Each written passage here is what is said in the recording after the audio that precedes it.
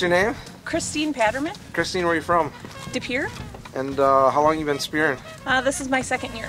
And this is your first fish? It's my first fish. I missed one last year and then I speared this one. Why don't you tell us the story? I was actually frustrated and switching decoys, and I pulled my decoy up and I almost had it out of the hole, and I looked down and the fish came in. I dropped the decoy, grabbed my spear, threw it, and hit it. Perfect. For other women anglers out there, what can you tell them about sturgeon spearing? Sturgeon spearing is a blast. It's not just for guys. It's a peaceful way to spend your time. I enjoy sitting there, waiting, hoping, and it's very exciting when you see a fish. Very nice. Well, congratulations. Thank you. Alright, well, we're here with Kendall Kamke from the DNR. And Kendall, how's the sturgeon spearing season been going so far?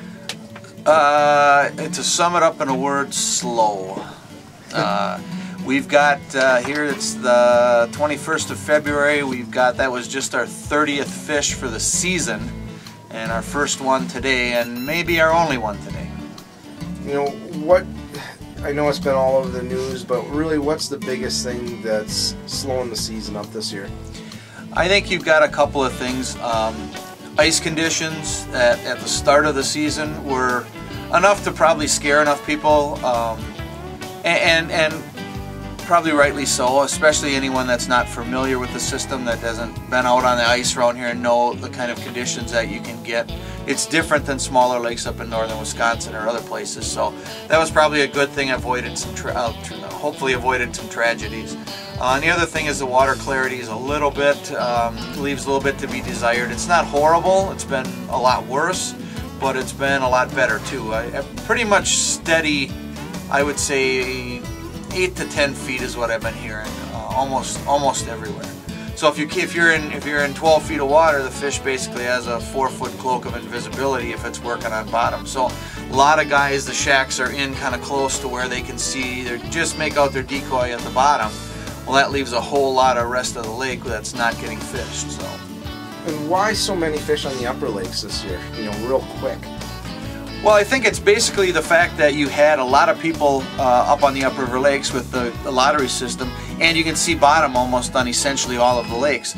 The other thing that could be going on is you've got fish that maybe the fish that were on their way up this year held up in the upriver lakes for whatever reason, whether it was a food source or something else. So there may have been a higher concentration of fish, at least that were going up the river to spawn, that held up in those lakes.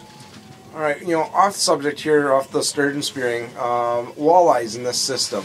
You know, you guys did the state of the lake. I know you've been doing a couple of those seminars and going over that. Can you give a brief summary of what we've got to look forward to this summer? Well, it all sort of hinges on what we have for a forage base. If there's a lot of shad, or if we have a lot of other, say, a large perch hatch or some other stuff, fishing could be a little bit off, a little bit slow. If we have a cooler summer again, like we did last year with not too many little gizzard shad, fishing should pick up. I can tell you that last year's walleye hatch was very good. I think it was, going off of my mind, about the 5th largest we've recorded. So we've got a huge hatch that's, you know, going to be up and coming in about 5 years before it enters the fishery.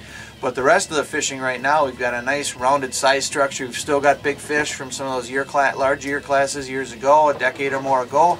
And we've got some younger fish coming up from some of the early, or the mid-2000 year classes that are working their way up into the fishery. So the fish are out there. Forage is what's going to sort of determine how good fishing is.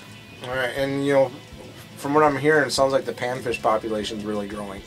Yeah, panfish is doing good. We saw the huge year class of crappie that we had in 2010 translated to tons of 4 to 6 inch crappie this past summer.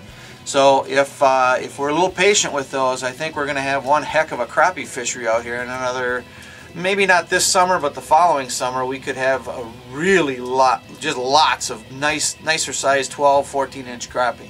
Excellent. Well, thanks a lot, Kendall. All right, take care.